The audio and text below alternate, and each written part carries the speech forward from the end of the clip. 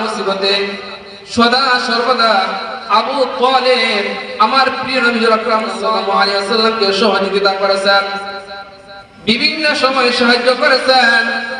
মুহতারাম হাজিরিন, আবু তালেব যখন মৃত্যু সজ্জায় শায়িত দুনিয়া থেকে বিদায় নিয়ে চলে যাবেন, আমার প্রিয় নবী আকরাম সাল্লাল্লাহু আলাইহি ওয়াসাল্লাম মনে মনে ভাবতেছিলেন।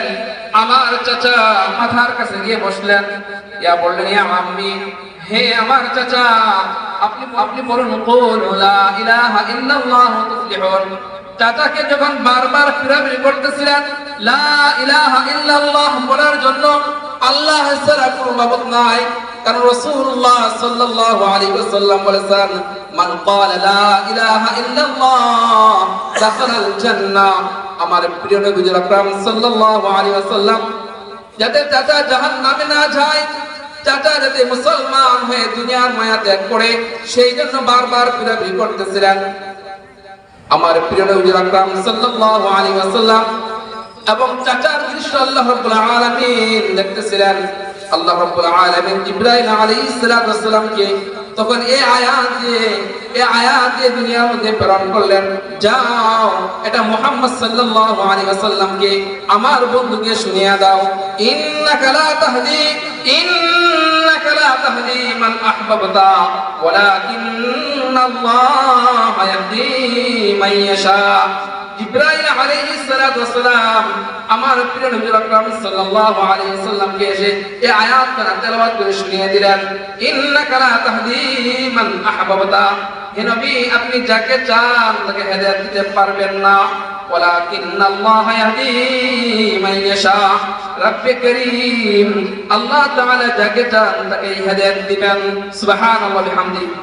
মুহতারাম হাজিরিন, আল্লাহ রাব্বুল আলামিন শত শত হাজার হাজার মুসলমানের মধ্য থেকে বাছাই করে ছাঁটাই করে আমাদেরকে জান্নাতের বাগানে প্রবেশ করিয়েছেন, মাহফিলের প্যান্ডেলের ভিতরে প্রবেশ করিয়েছেন। এইজন্য আমরা আবারো শুকরিয়া আদায় করি, সকলে বলি আলহামদুলিল্লাহ। মুহতারাম হাজিরিন, রাসূলুল্লাহ সাল্লাল্লাহু আলাইহি ওয়াসাল্লামের অসংখ্য অগণিত হাদিস থেকে একটি হাদিস তেলাওয়াত করেছি। রাসূলুল্লাহ সাল্লাল্লাহু আলাইহি ওয়াসাল্লাম বলেন, ইগতানিমু খামসান ক্বাবলা খামসিন, ইগতানিমু খামসান ক্বাবলা খামসিন। পাঁচটি জিনিস আসার পূর্বে পাঁচটি জিনিসকে গনিমত মনে করো, পাঁচটি জিনিসের মূল্যায়ন করো। রাসূলুল্লাহ সাল্লাল্লাহু আলাইহি ওয়াসাল্লাম বলেন, ইগতানিমু খামসান ক্বাবলা খামসিন, শাবাবাকা ক্বাবলা হারামিক।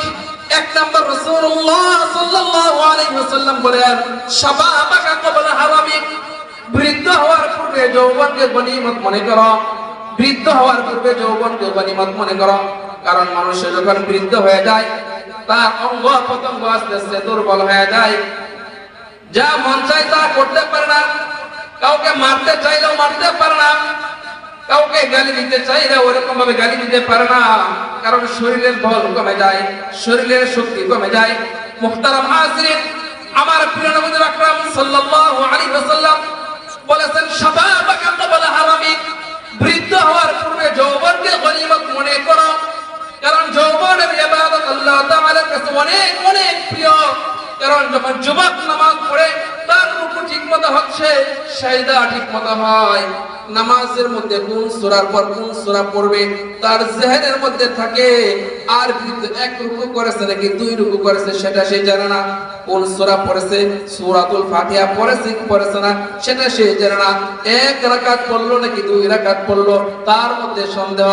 কারণ যখন মানুষ বৃদ্ধ হয়ে যায় আস্তে আস্তে বয়সে বাড়তে থাকে, মানুষের হাতের অঙ্গ প্রত্যঙ্গ গুলো আস্তে আস্তে দুর্বল হতে থাকে, মেধা শক্তি দুর্বল হতে থাকে।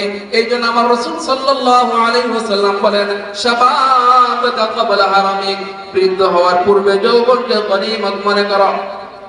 মানুষ যখন বৃদ্ধ হয়ে যায় তখন হজের মধ্যে যায়, সাফা মারওয়া সাই করতে হয়, পাথর নিক্ষেপ করতে হয়, হজের যে সমস্ত আরকান রয়েছে ওগুলো করতে পারে না, সঠিকভাবে করতে পারে না। আমার প্রিয় নবী আকরাম সাল্লাল্লাহু আলাইহি ওয়াসাল্লাম বলেন, তুমি যুবক অবস্থায় হজ করো, যুবক অবস্থায় বেশি বেশি ইবাদত করো, যুবক অবস্থায় বেশি বেশি দান খয়রাত করো, যুবক অবস্থায় বেশি বেশি নফল নামাজ পড়ো। যখন মানুষ বৃদ্ধ হয়ে যায়, সারা দিনে যদি মসজিদেও পড়ে থাকে, সারা দিনেও মসজিদে পড়ে থাকে, হয়তো তার ওযু সহিভাবে হয় নাই, লা সালাতা ইল্লা বিওযুইন, লা সালাতা ইল্লা বিওযুইন, ওযু ছাড়া নামাজ হয় না। বৃদ্ধ ওযু করতে গেছে, ডান হাত ভালোভাবে ধরতে পারে নাই, কোনোই হয়তো বা ভিজে নাই, অথবা পায়ের গোড়ালি ঠিক মতো ভিজে নাই, তার ওযুই তো হয় নাই। সে যদি সারা দিন সারা রাত নামাজ পড়ে, তার নামাজ কি আল্লাহ তাআলা দরবারে কবুল হবে কি হবে না? আল্লাহ তাআলার দরবারে কবুল হবে না। মুহতারাম হাজিরিন, এই জন্য আমার প্রিয় নবী আকরাম সাল্লাল্লাহু আলাইহি ওয়াসাল্লাম 1450 বছর আগে বলে গেছেন, ইগতানিম খামসান ক্বাবলা খামসিন, পাঁচটি জিনিস আসার গনিমত মনে করো। এখন আমার টাকা পয়সা রয়েছে, এখন আমি কোটি টাকার মালিক, লাখ টাকার মালিক।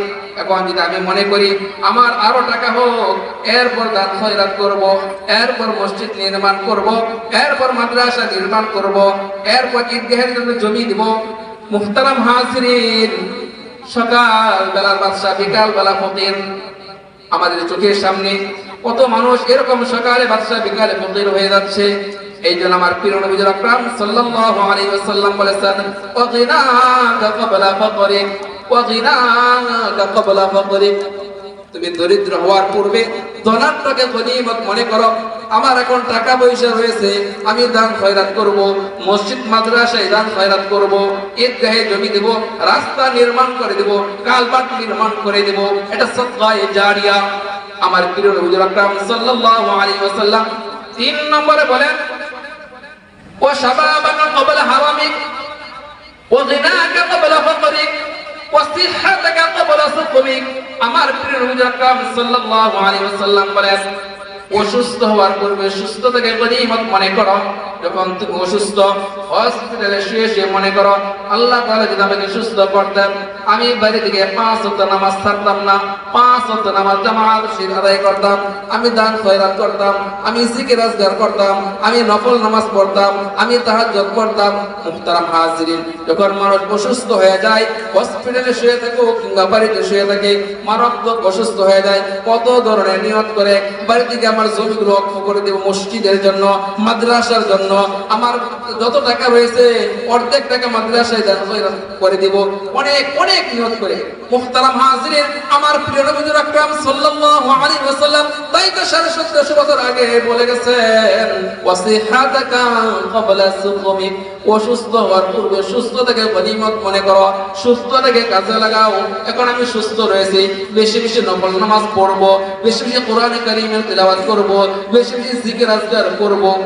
মুহতারাম হাজিরিন, 4 নম্বর আমার প্রিয় নবী আকরাম সাল্লাল্লাহু আলাইহি ওয়াসাল্লাম বলেন, ওয়া ফারাগাকা ক্বাবলা শুগুলিক, ওয়া ফারাগাকা ক্বাবলা শুগুলিক, ব্যস্ত হওয়ার পূর্বে অবসরকে গনিমত মনে করো। আমার এখন ডিউটি কম, এখন আমি চাইলে বেশি বেশি নফল নামাজ পড়তে পারি, কোরআন কারীমটা সহিভাবে শিখতে পারি, সহিভাবে নামাজটা শিখতে পারি। হয়তো আমি একসময় ব্যস্ত হয়ে যাব, সঠিকভাবে 5 ওয়াক্ত নামাজটা পড়তে পারি না। মুহতারাম হাজিরিন, এই জন্য আমার প্রিয় নবী আকরাম সাল্লাল্লাহু আলাইহি ওয়াসাল্লাম বলেছেন, ওয়া ফারাগাকা ক্বাবলা শুগুলিক, তুমি ব্যস্ত হওয়ার পূর্বে অবসরকে গনিমত মনে করো। 5 নম্বর আমার প্রিয় নবী আকরাম সাল্লাল্লাহু আলাইহি ওয়াসাল্লাম বলেন, ওয়া হায়াতাকা ক্বাবলা মাউতিক, ওয়া হায়াতাকা ক্বাবলা মাউতিক, এটা 5টার সমন্বয়ে, ওয়া হায়াতাকা ক্বাবলা মাউতিক, মৃত্যু আসার পূর্বে হায়াতকে গনিমত মনে করো। মুহতারাম হাজিরিন, এখন আমরা মাহফিলের মধ্যে আসলাম, আমরা এই মাহফিল থেকে দাঁড়াতে পারবো সেই গ্যারান্টি আমার আপনার কাছে না।